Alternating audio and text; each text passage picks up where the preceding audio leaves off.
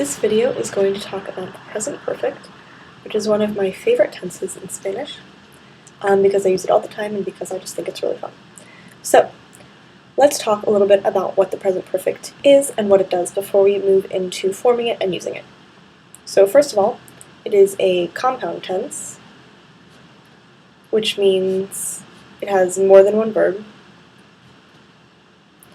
involved. Alright? And it's a perfect tense, which means that it's used to talk about things that are finished. That's sort of what a perfect tense is in a confusing way. So basically, this is used to say I, you, he, she, we, they have or has blank. So in a more concise example, I have skied. She has made dinner. Things like this, things that are completed, but that are sort of still in the present, as denoted by the tense of the auxiliary or helping verb. Now, English and Spanish formation of the present perfect is very, very similar. You're going to have your auxiliary verb or your helping verb, whatever you want to call it, plus the past participle of the main verb. Now, you have hopefully already seen the present participle, which is the ando or yendo form, and that's used in the present progressive, the past progressive, whatever, progressive tense. The past participle is slightly different, and we'll go through how that's formed in a minute. But first, I want to talk about our helping verb, which for the present progressive is estar, and for the present perfect and all the perfect tenses is haber. Now, you may or may not know that I, as in II.III gatos, there are 3 cats, that I is a form of haber. And if you do know that, you probably think that haber is an otherwise useless verb. That is not the case. It's one of the most important auxiliary verbs in the Spanish language because it's used for all of the perfect tenses. It's highly irregular, and its conjugations are as follows. Yo, he, tú, has, él, ella, usted, ha, nosotros, nosotras, hemos, and ellos, ellas, ustedes, han.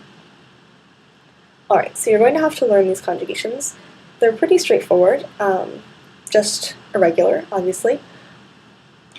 And haber means to have, but not to have in the sense that I have a brother and 2 aunts, but in the sense of I have skied or she has made dinner. So, that is haber for you. Now let's talk about past participles.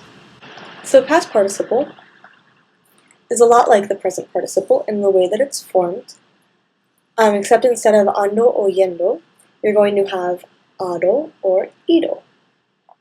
So, otherwise it's exactly like the present participle. You're going to take your verb minus the infinitive plus ado or ido, and that will give you your past participle. Unfortunate abbreviation, I am sorry. Don't look at that. Okay, so let's look at a few quick examples. Bailar becomes what? Bailado. What else? Comer becomes comido. Comido, excuse my handwriting. Dar becomes dado. And so on and so forth. There are a few notable exceptions that you should memorize that follows somewhat of a pattern. Escribir. Escribir is escrito with a T. Abrir, cubrir, and descubrir. Descubrir are abierto, cubierto, and wait for it, descubierto. So you can see those all have a pretty similar pattern. And there are a few others that are less common that you will probably pick up along the way. I'm not going to go into a huge list of them now because that would be really, really boring. So, without further ado, let's move into forming the actual tense itself. So, as I said, basically all you have to do is take your conjugated form of haber plus the past participle, and that will give you the present perfect. So, let's try just an example. So our subject, yo, conjugation of haber, I'll just throw in bailar. Yo he bailado. This means I have danced. Pretty straightforward, easy to do. And it looks sort of weird to just say I have danced, but this comes in really handy in a lot of situations. You find actually that in English you use the present perfect more than you think, and now you can do it in Spanish too, which is why I love it so much. So let's just go through a few more translation exercises. I will write some English sentences, pause the video, translate them, and resume when you want to see the answers. So, you have been to Madrid. I know, I always use Madrid for my examples, so it's okay.